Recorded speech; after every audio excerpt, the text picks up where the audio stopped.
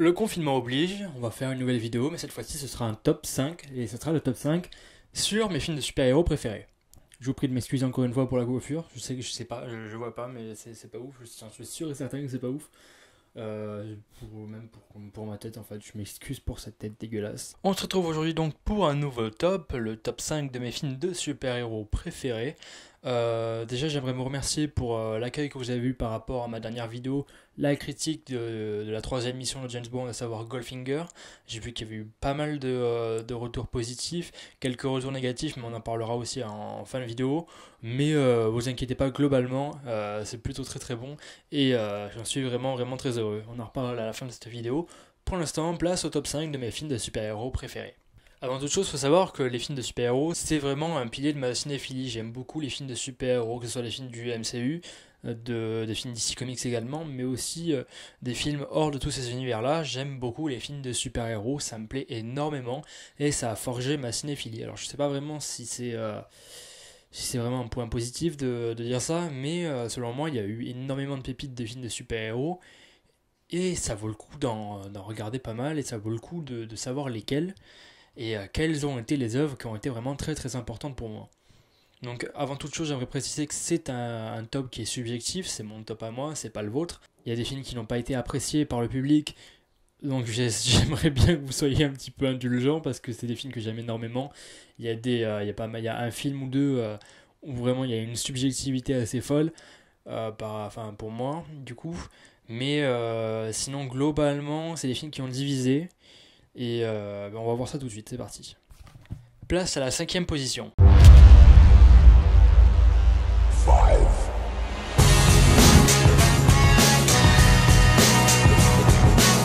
La 5e position du coup c'est Kick-Ass, le film de Matthew Vaughn, réalisateur des deux Kingsman, de Stardust aussi il me semble, et de X-Men le commencement, voilà. Et j'adore Kick-Ass, voilà, Kick-Ass est l'un de mes films de super-héros préférés, donc voilà, bien entendu, il ne fait partie d'aucun univers, voilà, il n'y a pas de Marvel, il n'y a pas de DC, il ne fait partie d'aucun de ces univers-là. C'est Matthew Vaughn qui a créé son propre univers, qui a été par la suite continué avec Kick-Ass 2, réalisé par Jeff Wadlow. Bon là c'est une autre paire de manches, c'est pas forcément terrible. Et j'aime beaucoup ce film-là, voilà, c'est un hommage au film de super-héros. C'est pour moi une ode à tous les films de super-héros qui ont été faits. Voilà, on a un hommage au film de Sam Raimi, on a un hommage au film de chez Marvel, de chez DC Comics, de Batman. C'est vraiment un hommage au film de super-héros, mais un hommage à la Matthew Vaughn. C'est-à-dire qu'on a un film qui est totalement barré, qui est totalement décalé, qui a des scènes d'action absolument jouissives, et qui est renforcée par une bande originale qui est vachement belle, et qui en plus est aussi renforcée dans les scènes d'action par une composition musicale. Voilà, on a un peu tout, voilà, on a Bad Reputation, on a énormément de belle musique aussi là-dessus, qui renforce le côté jouissif, et ça fait vraiment du bien. On a aussi, voilà, c'est des scènes qui sont ultra gore, assez trash, voilà, des scènes qui font vraiment le taf en termes d'action, voilà. On prend son pied à H24, il y a un humour qui est vraiment super noir et vraiment super bien. Ça fait rire, moi j'ai beaucoup ri devant Kick-Ass. On a aussi une écriture de personnages de fou furieux, faut pas se le cacher non plus. On a une Hit Girl, voilà, Hit Girl qui est interprétée par Chloé Grace Moretz, qui est vachement bien. C'est devenu un personnage iconique de la pop culture maintenant, Hit Girl, j'ai envie de dire. C'est un personnage qui est vraiment fort, qui est badass au possible, et qui use des punchlines de malade avec son père Big Daddy qui est joué par Nicolas Cage et qui est un hommage au film de Batman. Je trouve que voilà, c'est une ode au film de super-héros, c'est une ode à nous qui avons envie d'être des super-héros, nous qui avons envie d'avoir des pouvoirs, qui avons envie de sauver le monde. C'est un peu, voilà, Matthew Vaughn qui réalise notre rêve, qui le fait pour nous, qui nous dit est-ce que super-héros, si nous on était super-héros, voilà ce que ça donnerait si un mec lambda devenait super-héros. Ce serait pas forcément terrible, mais ça serait drôle, voilà, ça aurait le mérite d'être drôle. On a aussi le personnage de Mark Strong, voilà, qui est absolument merveilleux, qui fait rire de bout en bout. Voilà, enfin c'est pour moi un film qui me fait énormément rire, je prends mon pied, voilà, c'est un film complètement barré, absolument décalé, complètement jouissif. C'est du Matthew Vaughn. De toute façon, Matthew Vaughn, c'est pour moi l'un des plus grands maîtres du cinéma d'action actuel. Il suffit de voir les deux Kingsman pour ce dont le mec est capable. Regardez Kick-Ass si vous ne l'avez pas vu. On passe à la 4e position, c'est parti.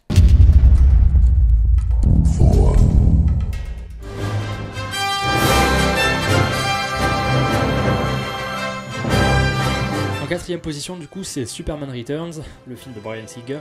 Beaucoup de gens détestent Superman Returns, mais c'est selon moi l'un des meilleurs films de super-héros du coup, voilà le quatrième. Après voilà, je pense que c'est plus un effet nostalgique et beaucoup plus subjectif que les autres, on va en parler maintenant, puisque ce visionnage, ça a été fait quand j'étais petit, et c'est le premier Superman que j'ai vu, c'est un Superman qui m'a énormément marqué, et c'est le premier que j'ai vu, donc je pense que c'est pour ça, c'est quelque chose qui a révolutionné je pense ma cinéphilie, et je pense que c'est ça qui a vraiment marqué mon fanatisme absolu pour les films de super-héros avec la trilogie de Sam Raimi de Spider-Man.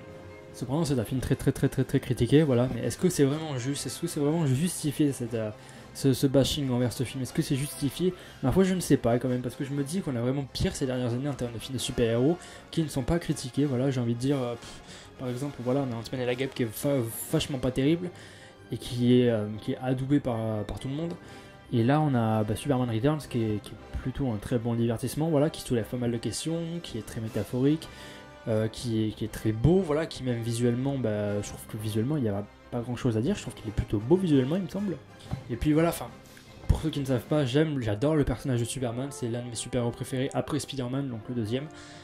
Et bon là vous allez le trouver un petit peu glauque, un petit peu creepy, mais j'aime voir Superman souffrir, j'adore ça, j'adore voir Superman souffrir, c'est un plaisir pur. C'est pour ça que j'adore ce film Superman, puisque Superman se fait littéralement péter la gueule dans ce film-là. Et puis, j'aime beaucoup aussi quand il pleut dans les films Superman. Je sais pas pourquoi, j'aime beaucoup l'ambiance un peu très tempête dans les films Superman, ça me plaît. Voilà, ça me plaît. J'aime bien voir Superman se faire éclater la gueule à coups de kryptonite quand il pleut avec des orages et tout ça. J'aime énormément, ça me plaît. Vraiment, ça me plaît. Je crois que ça fait partie du pourquoi j'aime énormément ce film. C'est peut-être très con, hein, mais j'aime énormément ce film pour ça. Ensuite, au niveau du casting, moi je trouve que Brandon Routh fait un plutôt bon Superman, peut-être un petit peu sans charisme, mais je trouve que ça passe en vrai. Hein. J'ai pas grand chose à dire sur lui. Voilà, ses apparitions en Superman, ses changements de Clark Kent à Superman sont plutôt bien foutus. Le jeu d'acteur est plutôt bon dans l'ensemble, il me semble. Je vais vraiment essayer, j'essaye d'être objectif, mais je pense que je vais pas y arriver parce que c'est vraiment très subjectif. On a aussi Kevin Spacey qui joue un Lex Luthor qui selon moi est excellent. Moi, son plan, c'est l'un des meilleurs plans de méchants de super-héros qui a été fait selon moi. Je trouve que c'est un plan qui est absolument génial, faire une sorte de planète kryptonite, une nouvelle Krypton, moi j'aime énormément ce qu'il fait là. Et les conséquences sur Superman sont désastreuses, du coup on voit qu'à la fin il est pas bien, il va à l'hôpital et tout, il est sur le point de crever. On voit pas souvent ça dans les Superman, donc j'aime ça, on a toute une humanité qui se dégage de ce film là et j'aime absolument ce film pour ça. Puis aussi on a la BO, la bande originale, putain, oh là là, je crois que c'est John Ottman qui l'a faite pour celle-ci. Bon, le thème original reste composé par John Williams, mais la bande originale reste super bonne. Et puis même tous les films Superman, je trouve qu'il y a un sens de l'héroïsme qui est vraiment absolument fou. Voilà, c'est un mec qui va sauver des gens, voilà, on la voit avec cette scène où il y a le globe là qui tombe du Daily Planet et lui il va le soulever, voilà, pour sauver les gens. Et j'aime cet aspect-là, j'aime cet aspect de l'héroïsme, on le voit pas souvent au cinéma, surtout dans les films de super-héros, même dans les films Spider-Man. Dans les nouveaux, on voit pas ce mec-là qui va sauver des gens, qui a H24. Et c'est dommage, voilà, c'est dommage qu'on perde ce sens de l'héroïsme au fur et à mesure. Et pour moi, Superman Returns le fait très très bien. On passe à la troisième position.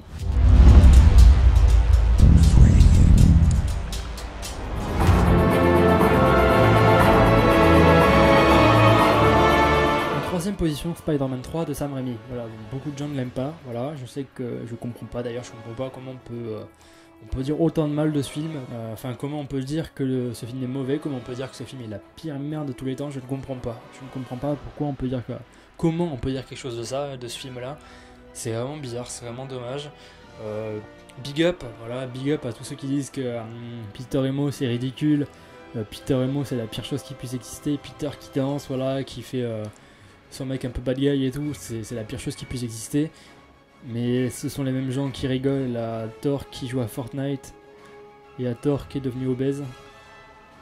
Je comprends pas, je sais pas pourquoi. Ok. Après voilà, il y a une grosse part de subjectivité puisque voilà, Spider-Man 3, pour ceux qui ne savent pas, c'est ma plus grande expérience cinématographique. Tout simplement puisque à l'époque c'était mes parents qui m'y avaient emmené et je ne savais absolument pas que j'allais voir Spider-Man 3. J'étais un grand fan de Spider-Man, j'avais adoré les 2 premiers films de Sam Raimi et je les avais séchés, je devais avoir 4-5 ans. Et quand j'avais 6 ou 7 ans, je suis allé voir Spider-Man 3 sans m'en rendre compte puisque mes parents m'ont fait la surprise et je l'ai su dès les premières secondes lorsque j'ai vu le logo Columbia Pictures ainsi que la magnifique vidéo de Danny Elfman apparaître. C'est là que je me suis dit ok, je vais voir Spider-Man 3, et c'est là que j'ai compris que ça allait être ma plus grande expérience cinématographique de ma vie, et je m'en souviens encore, donc je pense que oui, c'est ma plus grande expérience de ma vie, en termes de cinéma en tout cas. Parce que putain, ça m'a fait du bien de retrouver ce générique au cinéma, ça m'a fait du bien de voir ces personnages-là revenir. Il y a eu un humour que j'apprécie énormément dans ce film. J'adore l'humour du film, tout ce que dégage le film en termes d'humour, pour moi c'est une pépite. Peter le bad guy, là, pour moi je kiffe ça. On a Ditkovich en loyer qui me tue de rire. On a tellement de choses vraiment très très bonnes dans ce film-là en termes d'humour, et moi ça me plaît, c'est beaucoup plus fin en tout cas que ce qu'on peut avoir dans les films du Marvel Cinematic Universe. Donc voilà, même la réalisation de Sam Raimi, elle est vachement bonne, elle est toujours aussi carrée, aussi droite, et il se fait toujours autant plaisir dans ces petits gimmicks de réalisation. Voilà, on a encore son retour à l'horreur qui est plutôt pas mal présent avec Venom, on a son humanisme par rapport au méchant qui est tout le temps là aussi. Voilà, la scène de l'homme des sables, mais putain, mais cette scène est amplement réussie. Les méchants sont super réussis, l'homme des sables est génial, le nouveau bouffon vert est génial aussi, Venom est un peu en retrait, mais j'ai envie de dire ok, Venom est un peu en retrait, mais d'accord, mais moi je trouve que ça le fait très très bien. Voilà, 20 minutes d'apparition, ça le fait amplement. Vous avez vu le film Venom, on a eu 1h35 de Venom avec Tom Hardy, et le film ça a été un gros bide, ça a été un énorme bide, pas en termes d'entrée ou quoi, mais en termes de critique, d'appréciation, ça a été un gros flop, puisque le film n'était pas bon du tout. Il ne respectait absolument pas Venom, donc j'ai envie de dire, je préfère avoir 20 minutes de Venom de Sam Raimi plutôt qu'1h30 de Venom de Ruben Fletcher, parce que putain c'était vraiment pas bon. Je préfère avoir 20 minutes de ce personnage-là qui est plutôt, qui est pour moi bien réussi, et dont le design est pour moi vraiment super bien, plutôt que de le voir H24 là en mode on va se lasser au bout d'un moment quoi. Donc non, j'aime pas trop. Voilà, j'avais bien aimé ce qu'a fait Sam Raimi avec Venom, même s'il a été contraint de le faire. Je trouve que ce qu'il a fait, c'était plutôt pas mal. Et puis même en termes de scène d'action, c'est beaucoup mieux, il y a beaucoup plus d'ambition que dans les tout nouveaux films de super-héros actuels quoi. Enfin sérieusement, qu'on se le dise. Voilà, la scène de la grue quoi, putain. Pour moi cette scène finale c'est l'un des meilleurs climax de films de super-héros. S'il vous plaît, arrêtez d'être injuste envers sa film quoi, arrêtez d'être injuste. Voilà, pour moi c'est pour ça que Spider-Man 3 est l'un de mes films préférés de super-héros. Voilà, c'est pour ça, c'est pour tous ces aspects-là, c'est pour cette photographie, pour ces personnages, pour ce casting. Tobey Maguire, tu me manques, putain, mais reviens vite, Tobey Maguire. J'aimerais bien que tu reviennes dans le MCU et qu'avec Sam Raimi, vous fassiez des trucs bien. Faites-moi un Spider-Man 4, putain, ça c'est mon plus gros fantasme de cinéphile, c'est voir un Spider-Man 4 au cinéma. S'il vous plaît, je vous en conjure, Sam Raimi. Vous êtes notre seul espoir. Et à l'heure où je vous parle, Sam Raimi va réaliser Doctor Strange 2. Que demande le plus, que demande le peuple. Puis on a toute cette BO aussi de Christopher Young, bon, qui est moins bien que Daniel Elfman, je l'avoue, mais pour moi je trouve que ça passe. On passe à la deuxième position, encore un film qui est très critiqué et qui a pas mal divisé.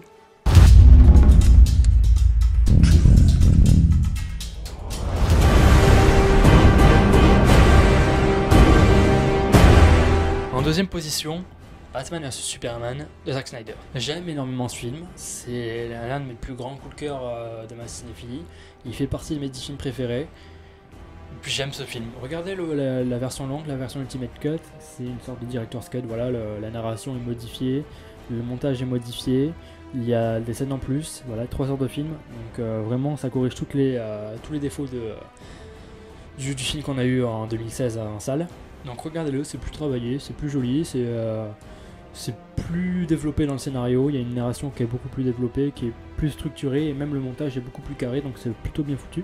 C'est un énorme coup de cœur, et c'est en partie dû à la réalisation de Zack Snyder, et également grâce à ses visuels, parce que putain, visuellement le film envoie de ouf. Pour moi, Batman vs Superman, c'est tout ce qu'un film de super-héros devrait être. On a des gros soulèvements de questionnements par rapport à Superman, par rapport à Batman, un Batman beaucoup plus brutal, beaucoup plus agressif, et rongé par la peur, par la haine. Et on n'a jamais eu un Batman comme ça. Excusez-moi, vous avez déjà eu un Batman qui, même quand les gens sont à terre, il va continuer à les frapper, mais bien durement. Ce film est violent, ce film est froid, ce film est brutal. Ce film est très très sombre. D'ailleurs, il a été très critiqué par rapport à fait qu'il soit sombre. Et donc voilà, c'est dommage, c'est un peu con parce que voilà, on est chez DC, on n'est pas chez Marvel. Et quand on a envie de faire un film sombre, on fait un film sombre. On va continuer aussi à avoir pas mal de questionnements sur Superman. Qu'est-ce qu'il fait là? Pourquoi il est là? Est-ce qu'on a vraiment besoin de lui? Est-ce que c'est un danger public? Est-ce que c'est une menace pour la Terre? Cette scène où il va arriver au Capitole là, pour répondre de ses actes, là il arrive avec la BO de John Kixel et de Hans Zimmer, l'une des plus belles bandes originales qui ait été donnée d'entendre. C'est un très bon film, c'est pour moi un masterpiece dans le genre. Même visuellement, on a une magnifique adaptation de comics, on a un respect pur et profond pour les comics, ça se voit. Zack Snyder sait ce qu'il fait, Zack Snyder aime les comics Batman, aime les comics Superman, ça se voit. Et même pour le personnage de Lex Luthor qui est pour moi très bien interprété par J.C. Eisenberg. J'aime ce film, j'aime beaucoup ce film-là, il est très très beau, très très émouvant, très poétique, magnifique dans ses visuels. Et même un film de super-héros de 3 heures, on n'a pas vraiment l'habitude d'en voir. C'est quelque chose qui me manque au cinéma actuel, voir des films aussi développés, aussi beaux, aussi profonds, parce que le film est très profond, très psychologique. Et il y a même une histoire plutôt complexe, voilà, on parle de corruption, on parle d'humain, voilà, on parle d'acceptation de soi, on parle de beaucoup de choses comme ça. Et c'est vachement bien. Le climax est magnifique, ça nous en met plein la vue. L'apparition de Wonder Woman avec Gal Gadot est excellente. Doomsday est excellent. Et pour une fois, un film de super-héros a des conséquences. Spoiler, Superman meurt à la fin. Bon, il meurt pas vraiment, on le sait, mais on le sait qu'il meurt. Voilà, il y a un gros sacrifice derrière. Et voilà, pour moi, c'est quelque chose qui manque au film de super-héros actuel et qui a été totalement défoncé dans Justice League, le film de je vais pas dire Joss Whedon, je vais pas dire Zack Snyder, le film de la Warner du coup je pense, ou le film des fans, j'en sais rien, parce que je peux pas rentrer dans les détails, mais Justice League me casse les couilles, très, très clairement. Mais voilà, Batman vs Superman est l'un de mes films de super-héros préférés par rapport à ça, et je vous conseille de le voir parce que c'était un très très très très très très très grand film. Bon, là ça va pas plaire à tout le monde, on passe à la première position, c'est parti.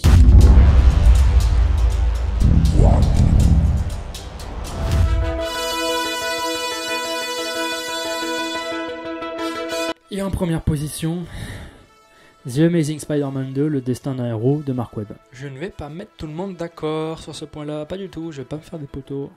Pour moi, c'est un film qui a été très injustement critiqué, tellement sous-estimé. On chie à la gueule de ce film pour rien du tout. Et je ne comprends pas, ça m'indigne, ça m'horripile. Et ça me fait chier. Ça me fait chier qu'on traite un film de super-héros de la sorte, qu'on traite un film ainsi de grosse merde ambulante, ça me fait chier, ça m'énerve complètement. Encore une fois, le contexte de visionnage est assez ouf parce que bon voilà, The Amazing Spider-Man 2 c'était ma plus grosse attente de l'année 2014, j'avais violé le trailer un millier de fois, j'avais adoré le trailer, c'est l'un de mes trailers préférés de tous les temps. Et je me disais, bon, ce film va être exceptionnel. Je l'ai vu le 30 avril 2014, le jour de sa sortie. Je peux même vous montrer le ticket si vous voulez, j'ai encore le ticket qui est juste là. Donc voilà, je vais vous le montrer. 2014, il devrait être par là, The Amazing Spider-Man 2, voilà, il est là. Je sais pas si vous voyez. The Amazing Spider-Man 2, voilà. Avec Martin, Big Up à Martin, voilà. On a des thématiques super fortes dans ce film-là, voilà, c'est super touchant, c'est léger, c'est fin. Il y a une touche d'humour qui est magnifique. On l'oublie très souvent, mais les films Spider-Man, c'est devrait être des histoires tragiques, voilà, la seule chose que les Spider-Man de chez Disney n'ont pas forcément compris, mais un film Spider-Man c'est censé être tragique. Dans le premier film Spider-Man de Sam Raimi, voilà, le bouffon vert meurt, voilà, c'est le père de Harry, c'est tragique. On a également dans le 2, voilà, Dr Octopus, voilà, un ami fidèle de Peter. On a également ensuite dans le 3, Harry qui meurt. Dans The Amazing Spider-Man, le père de Gwen qui meurt. Dans The Amazing Spider-Man 2, Gwen du coup. Cette scène vous a rien fait, sincèrement, cette scène quand elle meurt, quand elle tombe avec la musique de Hans Zimmer derrière, au ralenti, vous avez jamais pensé que cette scène était tellement belle, était super jolie, était super esthétique, était super prenante visuellement, vous avez jamais pensé ça. Ce film est vraiment magnifique, je vous conjure, voyez ce film là. C'est la première fois dans un film de super-héros que je vois qu'un réalisateur mêle subtilité, légèreté, humour, tristesse et adrénaline, parce que le film est très très beau visuellement, il y a un visuel qui est magnifique, notamment autour d'Electro, et surtout dans la scène d'action dans Times Square, cette scène elle est magnifique. On a aussi, même dans les scènes d'action sont excellentes, voilà, elles sont ultra poignantes, et ce par la réalisation de Mark Webb, et par aussi la bande originale de Hans Zimmer, oui, Hans Zimmer c'est bien ça, qui est vachement cool et qui change un peu de ses autres compositions. Là on a un son beaucoup plus dubstep, j'ai envie de dire, et ça marche très très bien selon moi. Ensuite, même les scènes d'action sont vachement bien, voilà, la scène de Times Square, toute première scène d'ouverture, voilà, dans l'avion, dans la ville de New York, ça marche très très bien. Et j'ai envie de dire que c'est super beau, et même devant Avengers, je pense que les scènes d'action n'ont pas été aussi aussi bien travaillé. Les méchants sont géniaux, voilà. Genre le bouffon vert de Danny Rand pour moi est le meilleur bouffon vert de toute la saga Spider-Man. Il est tiraillé, c'est un personnage qui est vraiment complexe, qui a envie d'être sauvé, qui est le meilleur ami parfait, mais qui au final va se retourner contre Peter. Et c'est quelque chose qu'on ne voit pas forcément souvent. Enfin, Danny Rand a l'habitude de faire ce genre de rôle, mais il le fait très très bien. Et le design du bouffon vert est pour moi vraiment meilleur que les autres. Mais bon, après voilà, ça c'est mes goûts. Voilà, personnellement, je le préfère. Sa transformation, sa scène de transformation est géniale. Même émotionnellement parlant, le film est bon, voilà, justement par rapport à la fin, par rapport aux origines des parents de Peter, par rapport à pourquoi ils sont partis. C'est quelque chose qui est vraiment très touchant, tragique, qui manque à tous ces nouveaux films Spider-Man et à tous ces nouveaux films de super-héros. On n'a plus ce sens du tragique, on n'a plus ce sens de l'émotion, et c'est vraiment dommage, c'est vraiment très dommage. Le personnage de Gwen est attachant au possible, et l'osmose et l'alchimie entre Andrew Garfield et Emma Stone est vraiment géniale. Bon, ils étaient ensemble aussi en même temps pendant le tournage, il me semble. Mais l'alchimie qui est entre ces deux acteurs est absolument folle. On voit que ça marche, on voit que ça colle entre les deux. Et c'est un duo qui est pour moi irrésistible et pour moi l'un des meilleurs duos de tout le cinéma d'action. Donc voilà, pour moi The Amazing Spider-Man 2, c'est un grand film de super-héros. Je sais pas quoi vous dire, parce que c'est pour moi un très très très grand film de super-héros. Et ça m'énerve qu'on le traite comme de la merde. Ça fait chier un peu, ça fait vraiment chier. Ah oui, ça fait chier. Ça fait chier. Voilà, bon la vidéo est terminée. On va parler de 2-3 trucs vite fait. Déjà, merci pour ces retours de la vidéo sur Goldfinger, la vidéo de James Bond. J'ai eu beaucoup de retours positifs, j'ai eu beaucoup de retours très sincères et très objectifs. Voilà, j'en ai eu pas mal. Beaucoup de problèmes, beaucoup de gens m'ont dit qu'il y avait un petit problème de longueur. Oui, je le conçois, c'est vrai. Il y a eu 2-3 petits problèmes de longueur, peut-être quelques petits problèmes avec le son, mais voilà, c'est comme une crêpe. C'était là pendant le confinement. La première crêpe est ratée, cette première vidéo. J'ai pas envie de dire qu'elle est ratée, j'ai envie de dire qu'il y a encore pas mal de trucs à travailler. Mais j'en suis vraiment très très fier et très satisfait.